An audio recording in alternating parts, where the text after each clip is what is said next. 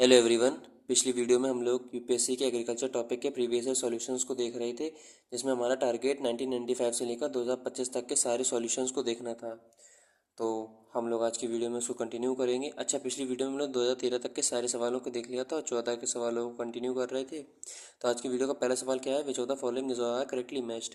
पहला हमसे प्रोग्राम है, दूसरे हमसे मिनिस्ट्री है। तो प्रोग्राम हमसे क्या बोला गया, ड्रॉट प्रोन एरिया का जो प्रोग्राम है मिनिस्ट्री ऑफ एग्रीकल्चर प्रोग्राम के द्वारा शुरू किया था। दूसरा है डेजर्ट डेवलपमेंट प्रोग्राम, ये ministry of environment protection and forest के द्वारा शुरू किया गया है। और अगला हमसे ऑप्शन नंबर 3 बोला जा रहा है, national watershed development program for national watershed development project for rainfed area, ये मिनिस्ट्री ऑफ रूरल डेवलपमेंट के द्वारा शुरू किया गया है। तो इनमें से कौन सा करेक्टली मैच है। तो हम लोग पहले ऑप्शन की बात करते हैं, ड्रॉट प्रोन एरिया की।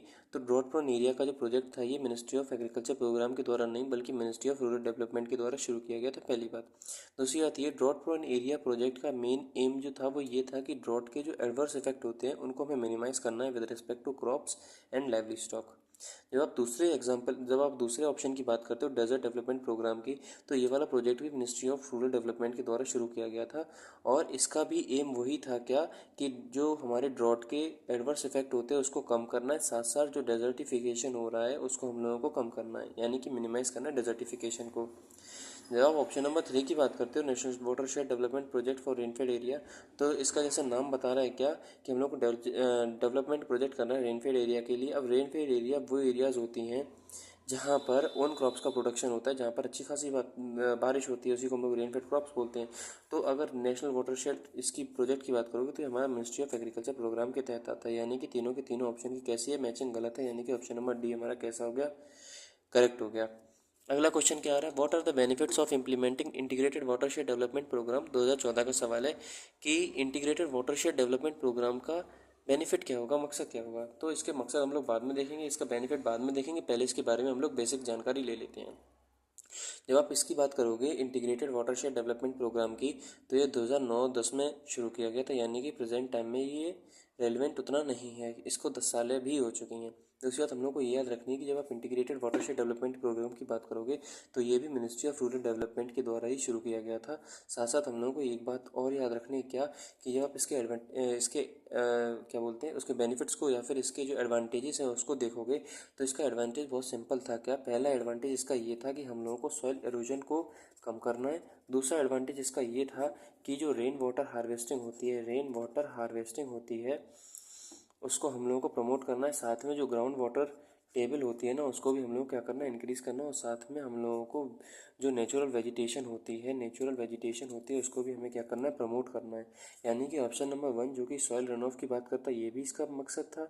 लिंकिंग कंट्रीज पेरिनियल, यानी कि जो सीजनल रिवर्स होती हैं, जो पेरिनियल रिवर होती हैं और जो सीजनल रिवर्स होती हैं, उन दोनों को कनेक्ट करना, ये इसका मकसद बिल्कुल नहीं था। अगला हमसे बोला जा रहा है rain water harvesting and recharge of ground water, ये भी इसका एम था एक।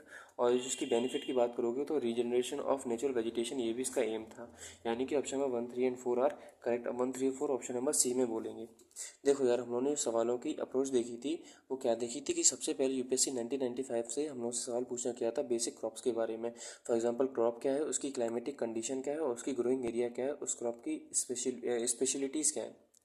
उसके बाद आगे आने के बाद यूपीएससी ने कुछ सालों बाद, तकरीबन 5-6 सालों के बाद, 2003 और 4 के आसपास जो जेनेटिकली मॉडिफाइड क्रॉप चल रही थी उसके बारे में उसने सवाल पूछना शुरू किया। उसके बाद 2010 के आसपास यूपीएससी ने सॉइल के साथ जो नेगेटिव चीज़ें हो रही थी, फॉर एग्जांपल सॉइल इरोजन है, सॉइल की फर्टिलिटी लो हो रही है, उसके कंटेक्स्ट में सवाल पूछना चालू किया। उसके बाद यूपीएससी का जो सवालों का पैटर्न था वो शिफ्ट हो गया सॉइल कंजर्वेशन की तरफ। उसके बाद सॉइल कंजर्वेशन को लेकर यूपीएससी ने सवाल पूछना शुरू किया कि सॉइल कंजर्वेशन के बारे में ब्रॉडली बताओ। फिर specifically, for example crop rotation क्या होता है, काउंटर बडिंग क्या होता है, टेरेस फार्मिंग होता है, तो स्पेसिफिकली यूपीएससी ने सवाल पूछना शुरू किया। उसके बाद जब कंजर्वेशन के भी पूरे हो गए तो यूपीएससी ने हम लोगों का अगले स्टेप पे आ गए, किस पे, प्रोग्राम्स पे। अब प्रोग्राम्स में वो क्या पूछ सकते हैं, तो प्रोग्राम्स के बेनिफिट कौन थे, प्रोग्राम्स की नोडल एजेंसी कौन सी थी, किस एजेंसी ने उसको शुरू किया, प्रोग्राम्स का एम क्या था, प्रोग्राम के बेनिफिशियरी कौन से, प्रोग्राम का टारगेट क्या था, ये यूपीएससी का एक ट्रेजेक्टरी है। तो देखो अब यूपीएससी 2014 के बाद क्या पूछने लगा, प्रोग्राम उनकी मिनिस्ट्री पूछने लगा। अगले सवाल पे आते हैं मेरे भाई, which of the following is और are correct with respect to vegetative propagation. UPSC 2014 का सवाल है। तो देखो यार, वेजिटेटिव प्रोपोगेशन क्या होता है, मैं इसके बारे में बेसिक बता दूं, उसके बाद फिर हम लोग इस सवाल को देखते हैं। हम लोगों ने क्लास 7th में पढ़ी थी एक बात, वेजिटेटिव प्रोपोगेशन, में वीपी लिख दे रहा हूँ। वेजिटेटिव प्रोपोगेशन हम लोगों ने क्लास 7th में पढ़ी थी, नहीं पढ़ी थी तो मैं बता दे रहा हूँ। प्लांट्स जो होते हैं वो दो तरह से रिप्रोड्यूस होते हैं। एक हमारा सेक्सुअल मेथड होता है, एक एसेक्सुअल मेथड होता है। सेक्सुअल मेथड में सीड की ज़रूरत पड़ती है, जबकि एसेक्सुअल मेथड जो होता है उसमें सीड की ज़रूरत नहीं पड़ती। इसमें vegetative propagation one of the way होता है एसेक्सुअल मेथड का, जिसमें कि प्लांट के जो वेजिटेटिव पार्ट्स होते हैं, for example leaf, for example plant का रूट, फॉर एग्जांपल प्लांट का स्टेम, इससे हम लोगों का नया प्लांट ग्रो होता है। तो हम लोगों ने देखा क्या vegetative propagation one of the way है एसेक्सुअल रिप्रोडक्शन की। इसमें क्या होता है, लीफ या फिर रूट जो प्लांट्स के वेजिटेटिव पार्ट्स होते हैं उससे हम लोगों का नया जो ऑर्गेनिज्म होता है वो ग्रो करता है। इसमें खास दो बातें याद रखनी, क्या जो प्लांट ग्रो होगा उसमें ज़्यादा वैरायटी नहीं होगी, वो अपना जो पेरेंट प्लांट होगा उसी के जैसा होगा। दूसरी बात हम लोग को ये याद रखनी है कि most of the time year में हम लोग इसको यूज़ कर सकते हैं। अब आप लीफ की बात करोगे तो एक प्लांट होता है जिसको हम लोग बोलते हैं ब्रायोफाइलम। आप लोगों ने देखा होगा ना, एक ऐसी पत्ती होती है, फिर उस पत्ती के पेन ख़त्म हो गया, एक मिनट। फॉर एग्जाम्पल हमारी एक लीव होती है, फिर उस लीफ में से एक और पत्ती निकाली थी, फिर उस पत्ती में से नई पत्ती, तो इसको हम लोग बोलते हैं ब्रायोफाइलम। ये लीफ का एग्जाम्पल होगा। फॉर एग्जाम्पल रूट से कौन से निकलती है, एक और तरीका होता है जिसको हम लोग बोलते हैं ट्यूबर। अब ट्यूबर आपने देखा होगा, जिन लोगों ने कृषि क्षेत्र से होंगे तो उन्हें पता होगा कि जब हम लोग आलू की खेती करते हैं, पोटैटो की खेती करते हैं, तो उसमें बोलते हैं आई ऑफ पोटैटो, यानी कि किल्ले निकल आते हैं पोटैटो में। उसी किल्ले से क्या होता है, नया जो न्यू प्लांट होता है वो ग्रो कर जाता है। स्टीम का तो हम लोगों को पता ही है। स्टीम का बेस्ट एग्जांपल क्या होता है, रोज़ जो गुलाब होता है उसकी हम लोग स्टीम को काट देते हैं, फिर स्टीम को ग्रो कर देते हैं, इससे नया प्लांट हो जाता है। रूट्स भी हम लोग देख लिए।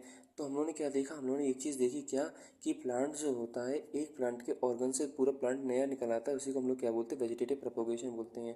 इसका एडवांटेज ये होता है, अब इसका एडवांटेज या डिसएडवांटेज आप इसको मान लो एक ही होगा, बस नज़रिए के ऊपर डिपेंड करता है कि जो हमारा प्लांट नया ग्रो करेगा उसमें ज़्यादा वैरायटी नहीं होगी। उसको वो जो प्लांट होता है वो मोर और लेस अपने पेरेंट ऑर्गेनिज्म जैसा ही होता है। तो आप इसको चाहे एडवांटेज मानो चाहे डिसएडवांटेज मानो, ये इसका एक होता है। और दूसरी बात मैं बताई थी कि साल के मोस्टली इसको कल्टीवेट कर सकते हैं। तो हमसे बोला जा रहा है which of the following is correct with respect to vegetative propagation. 2014 का सवाल था, इट रिड्यूस क्लोनल पॉपुलेशन। बिल्कुल सही बात है, क्लोनल पॉपुलेशन ये करता है। It helps in eliminating virus. तो देखो यार, एलिमिनेटिंग वायरस हो गया, ये एलिमिनेटिंग वायरस वगैरह जो है उसके डीएनए में छेड़छाड़ करने की बात हो गई, उसको इतनी इम्यूनिटी देना हो गया या फिर उसको इतनी शक्ति देना होगा कि वो वायरस को एलिमिनेट कर दे। ऐसा कुछ वेजिटेटिव प्रोपोगेशन में नहीं होता है। ऐसा जो होता है मोस्टली हम लोग जेनेटिकली मॉडिफाइड क्रॉप्स की बात करते हैं उसमें होता है। दूसरा क्या है, it can be practice most of the year. तो बिल्कुल सही बात है, इसको मोस्ट ऑफ द ईयर हम लोग प्रैक्टिस कर सकते हैं, यानी कि दूसरा छोड़ के पहला और तीसरा है।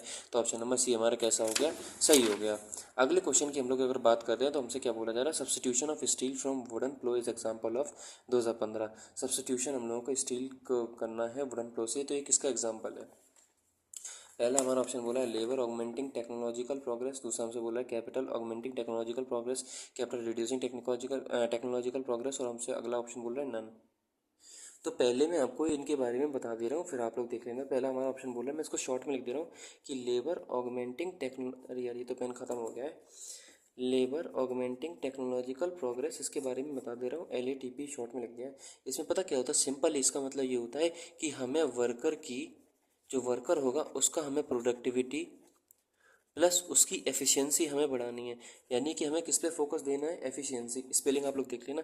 हमें वर्कर की प्रोडक्टिविटी और एफिशिएंसी को बढ़ाना है, हमें टूल्स से या जो हमारी मशीनरी है उससे हमें लेना देना नहीं है। यानी कि without changing capital to output ratio, हमें उससे कोई मतलब नहीं, कैपिटल टू आउटपुट रेशियो से हमें कोई मतलब नहीं, हमें केवल किस पे ध्यान देना है, वर्कर पे, उसकी प्रोडक्टिविटी और एफिशिएंसी बढ़ानी है। जब आप दूसरे ऑप्शन की बात करते हो कैपिटल ऑगमेंटिंग टेक्नोलॉजिकल प्रोग्रेस की, तो इसमें पता वर्कर पे नहीं, इसमें टूल और मशीन्स पे, कि ये भी पेन खत्म हो गया, टूल्स और मशीन पे ध्यान दिया जाता है। इसकी हम लोगों को प्रोडक्टिविटी और इसकी एफिशिएंसी हम लोगों को बढ़ानी होती है, ना कि वर्कर की। यानी कि हमें किस पे ध्यान देना, टूल्स पे, मशीन्स पे, उसकी हम लोग को एफिशिएंसी बढ़ानी है। अगला हमसे ऑप्शन क्या बोल रहा है कि कैपिटल रिड्यूसिंग टेक्नोलॉजिकल जो हमारी प्रोग्रेस है, ये क्या होता है। तो इसमें पता सिंपल चीज़ होती है क्या, कि सेम आउटपुट हमें चाहिए, सेम आउटपुट लेस कैपिटल में, यानी कि कम पैसे में सेम आउटपुट हम लोगों को चाहिए। ये हम लोगों का हो गया क्या, कैपिटल रिड्यूसिंग। और भी इसमें बहुत सारी टेक्निकल चीज़ होती हैं, हम लोगों को इस सवाल को करने के लिए जितनी नॉलेज चाहिए थी उतना हम लोगों ने जान लिया। तो जरा अब तक सवाल को देखें, तो सवाल हमसे क्या बोल रहा है, लेबर ऑगमेंटिंग टेक्नोलॉजिकल प्रोग्रेस। सवाल हमसे ये बोल रहा है कि substitution of steel for wooden plough, यानी कि किसमें अपडेशन हो रहा है, हमारा जो टूल है, जो हमारी मशीन है, उसमें अपडेशन हो रहा है। और ये केवल और केवल कैपिटल ऑगमेंटिंग टेक्नोलॉजिकल जो प्रोग्रेस होता है उसमें हम लोगों को बात पता है कि टूल या मशीन्स पर हम लोग ध्यान देते हैं, ना कि वर्कर पे। यानी कि सीधी सीधी बात है, ऑप्शन नंबर बी हमारा कैसा हो गया, सही हो गया। अब अगला हमसे बोल रहा है कि विच of the following best describe objective of seed village concept. तो देखो यार, इसको 11 सालें हो गई हैं इस प्रोग्राम को आए, इसके बारे में आपको इस क्वेश्चन के बारे में बताऊं, विच of the following best describe objective of seed village concept. पहले इसके बेसिक को बता दूं तो आपको अपने आप समझ में आ जाएगा। देखो यार, सीड विलेज कंसेप्ट ऐसा कंसेप्ट आया गया था जिसमें ये बोला गया था कि क्वालिटी सीड्स जो है वो हम लोगों को देनी चाहिए। कैसी क्वालिटी सीड्स? जो साइंटिस्ट होंगे वो पता क्या करेंगे, मॉनिटर करेंगे ज़मीन को, उसका सर्वे करेंगे। उसके करने के बाद उन्हें पता चलेगा कि इस ज़मीन पर कौन सी फसल जो है वो पैदावार के लिए अच्छी है। फिर जब उनको वो फसल पता चल जाएगी तब कृषि विज्ञान केंद्र पर सब्सिडी तकरीबन 50% की देने के बाद वो सीड्स जो होगी वो किसान को दे दी जाएगी।